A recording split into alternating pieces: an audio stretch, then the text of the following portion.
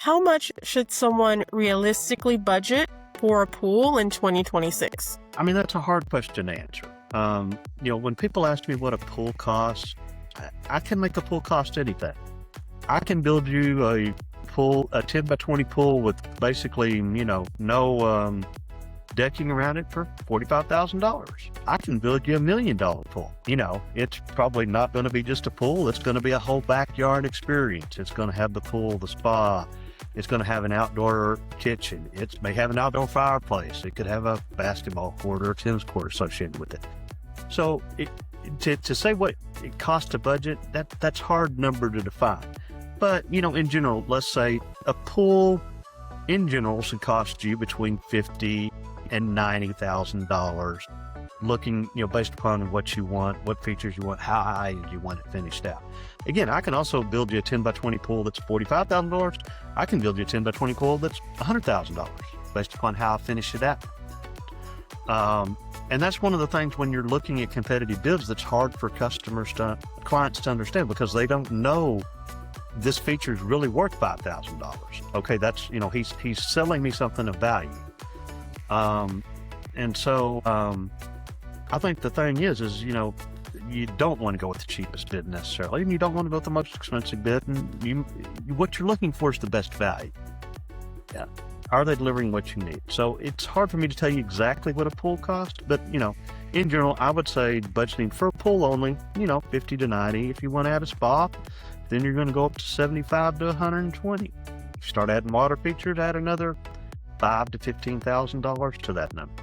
You add an outdoor kitchen, that can easily be $30,000. What features are actually worth spending extra money on? Again, that's a hard question to answer.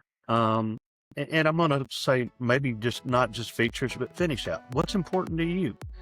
Do you want a high-end finisher in your pool, or do you want the functionality? What are the things that are important to you? So the features that I think are the most important are the features that are going to make the pool the most usable to you. What do you need out of a pool? What experience are you looking for?